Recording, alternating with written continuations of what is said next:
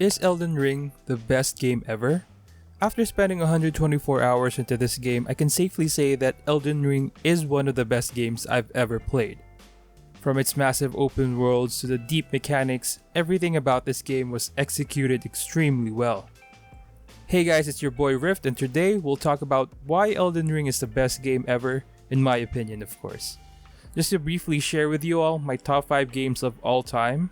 Before Elden Ring were God of War 2018, Star Wars Knights of the Old Republic, Red Dead Redemption 2, Pokemon Red and Emerald, and The Witcher 3. Now that I played and finished Elden Ring, it's sitting comfortably at the number 1 spot. Elden Ring is my very first From Software game. Going into Elden Ring, I was prepared to die a lot, and I did die a lot. But surprisingly, every death was more of a learning experience. This game is not difficult. I know. How could I say such a thing, but hear me out. Elden Ring is not a difficult game, but it is a challenging game. Challenging in a sense that every lesson Elden Ring teaches you makes you a better player. And boy, does Elden Ring have a lot of lessons to teach you. The very first lesson I learned from this game is to accept defeat. I don't mean turning off the game and not playing anymore. What I mean is accepting the mistakes you made that caused you to die. The best example of this is Margit the Fell Omen. Exploring the world for the first time, there were 2 really hard enemies I fought. First was the tree sentinel camping on noobs like myself and Margit. After coming close, beating both enemies and dying over and over again, I accepted the fact that I was still too weak to face them. So what did I do? I turned around and explored. This was the second lesson Elden Ring taught me. Which brings us over to the worlds of the lands in between. The map is massive, but it never felt boring to explore. Honestly, before playing Elden Ring, I was getting tired of the formulaic structures of open world games.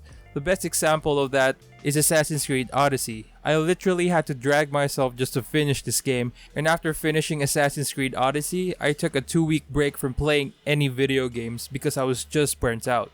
I have a full review of this game on the channel if you want to check it out. But back to the topic, Elden Ring's open world. Elden Ring's open world was one of its many highlights.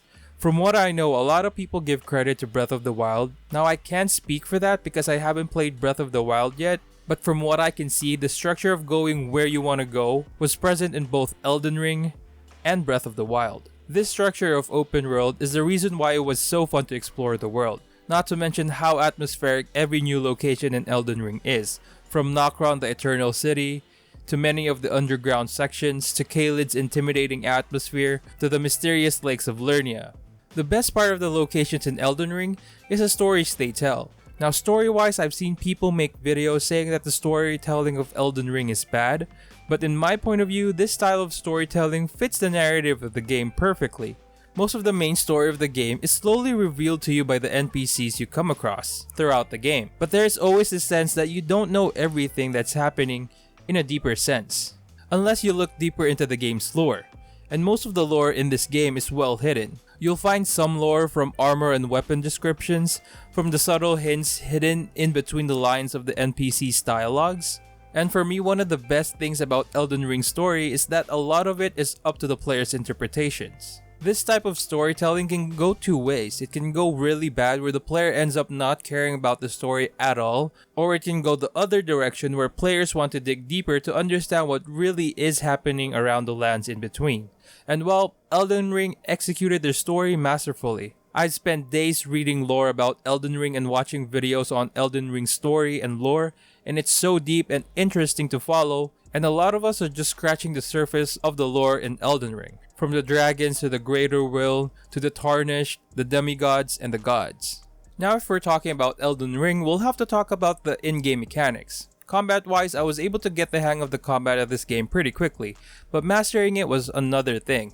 Throughout my playthrough, I opted to power stance katanas. I like high risk and high reward playstyles. I went with dual katanas, and yes, I know that everyone likes katanas, but I enjoy them as it fits my playstyle really well. I like winning trades and fights and being able to disengage and re-engage and basically control the pace of the battle. And I'm not really a fan of defense, I like playing aggressive. Learning what attacks work best versus shielded enemies or how much I can trade before disengaging, this to me was the bread and butter of the game. Like what I say in most of my game reviews, if the gameplay loop of the game is fun, it's really easy to see the game through to the end.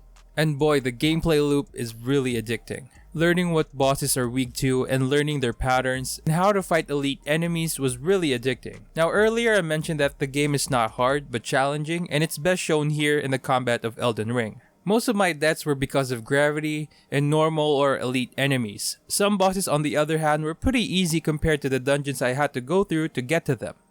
Most of the bosses were relatively easy, but that was because I was able to get better with my combat, fighting everything else in the world.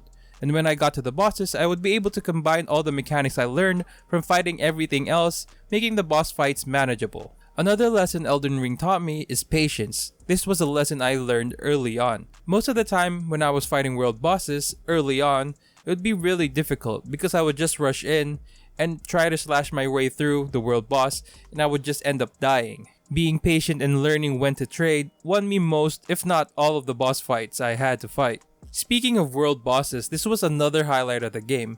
You'd be exploring a random location when an enemy would just transform into a mini boss fight. Another time a dragon would swoop down. And sometimes the epic music would just randomly play and I'd just die instantly.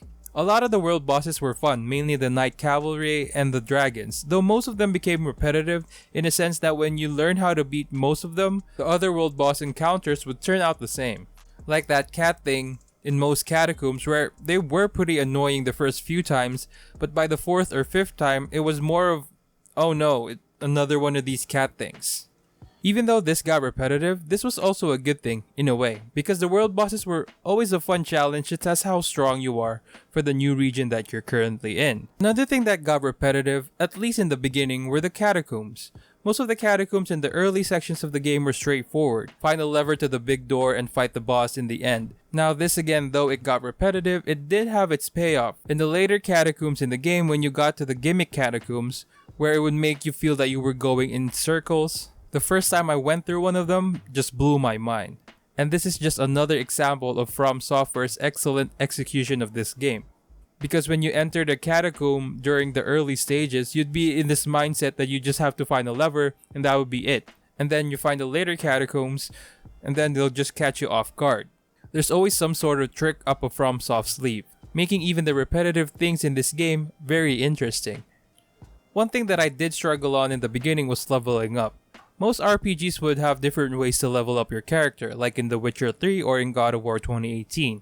In Elden Ring, the leveling up was pretty straightforward, though like almost everything in Elden Ring, there was a much deeper mechanic to it. Learning soft caps and how scaling works, how armaments affect your damage, how gears and weight affect your damage negation and roll speed, how specific stats scaled with weapons, which talisman would benefit you the most. Leveling up and building your character is so deep in Elden Ring that you can just Google Elden Ring builds and you'll find a lot of different builds, from fun and creative builds to the most OP builds in game to the most OP Ashes of War. You'll find a lot. Speaking about weapons and gear and spells and Ashes of War, there are a lot of them, and this is a really big topic, but we won't be going too in-depth about them here. The amount of builds you can try in Elden Ring is endless, from the gimmicky fun builds to the role-playing builds to the more meta builds. There are a lot of builds to try. Whether you're building around a specific weapon or around a specific spell, there's just so much depth that it's just endless. Again, you can try searching on YouTube about builds and you'll find thousands of builds out there. Before we move to my final thoughts, there are a few things I would personally like to see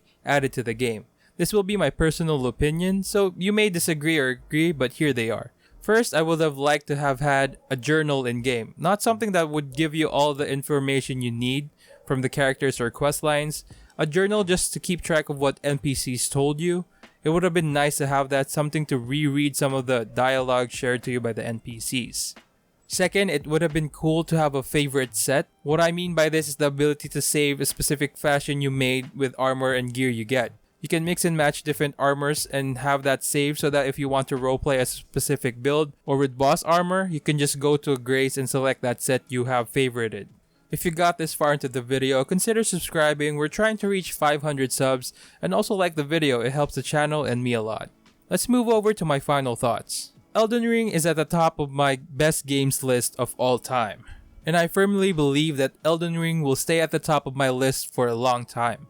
Elden Ring's addictive and challenging gameplay will be really hard for any other game to match. This is a problem in my eyes, as I might look at how great Elden Ring is and start comparing it with future games that I play, which I will try to avoid to give the other games that I play a fair review.